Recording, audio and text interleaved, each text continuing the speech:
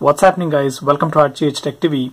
This is Redmi Y1 and I've been using this device for more than a month now, and today in this video I'll actually list out pros and cons, or things which I liked and things which I didn't like based on my usage experience. So make sure to watch this video till the end, and also make sure to give this video a thumbs up, and guys, leave your opinions and thoughts in the comment section below, and also complete list of specification and buying links are given in the description box below, so kindly check them out. Alright guys, now firstly let's look at cons, then pros, and then conclusion. Now the first thing which I did not like about Redmi Y1 is its build quality. Now as long as the phone feels solid in hand, I wouldn't mind if it has plastic build or metal build, but the problem is build quality, guys. It actually feels hollow in the center, feels flimsy, and definitely not up to the standards of 2017 at least. So if build quality is your main priority, then the good alternative phone would be Redmi 4, which comes with metal build.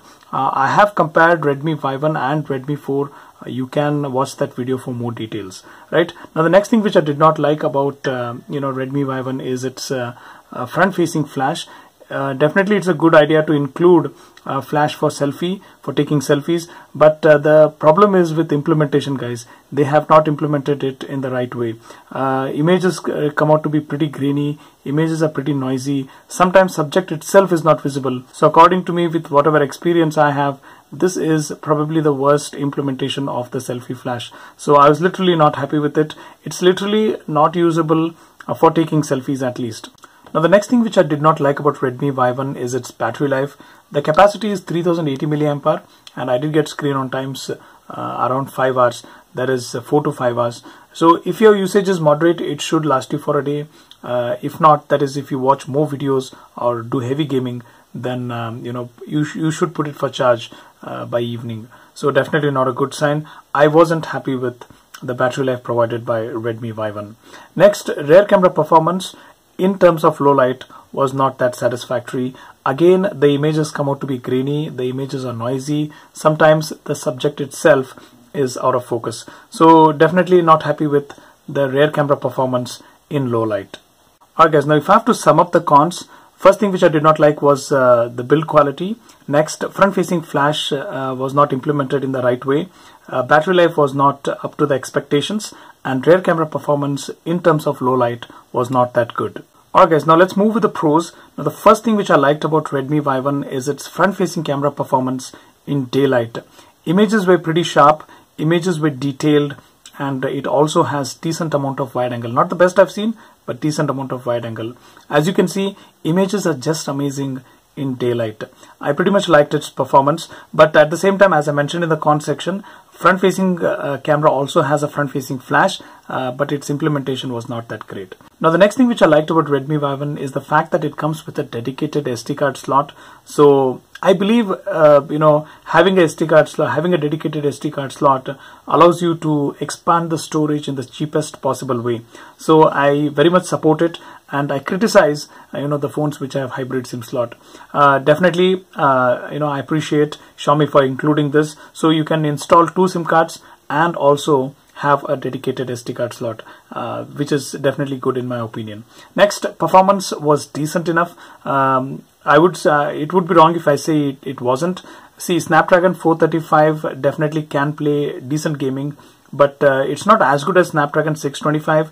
If performance is your main priority, I would suggest you to go with a device which comes with Snapdragon 625. This gets the job done, but I wouldn't suggest for heavy gaming, because you will notice occasional lags or stutters. You can go with the Redmi Note 4, you can go with the Moto G5 Plus, G5S Plus, or Mi A1 if performance is your main priority.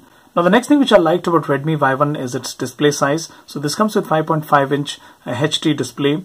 This size, I believe, or I consider it to be perfect and ideal for watching content and media. Now, but you're getting this at the cost of sharpness and viewing angles. So the display is not that sharp, and also viewing angles are not that great. There is sort of color shift happening, and I believe that definitely affects watching content. Now, perfect or ideal solution at this price point would be Redmi Note 4. So add a little extra and go with Redmi Note 4. It has amazing display. So it comes with 5.5-inch full HD panel. It's pretty sharp, viewing angles are great, also color reproduction on Redmi Note 4 is much better than Redmi Y1.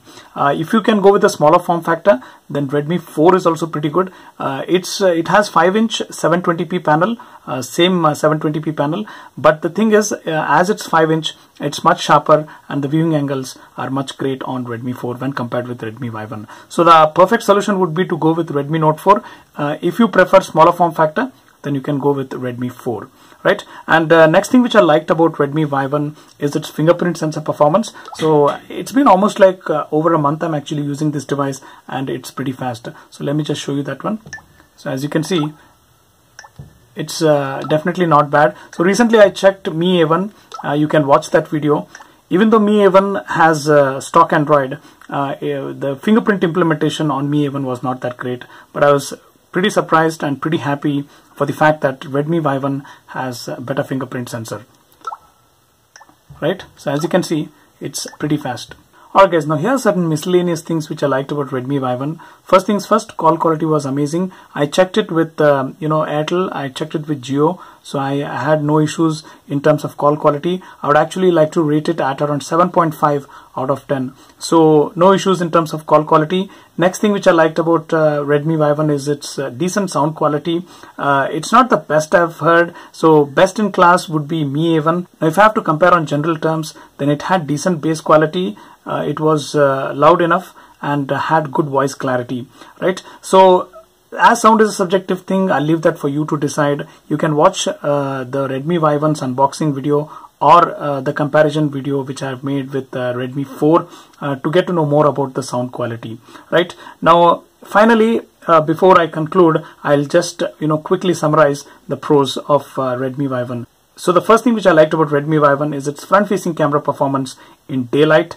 Second is the fact that it includes a dedicated SD card slot. Performance was decent.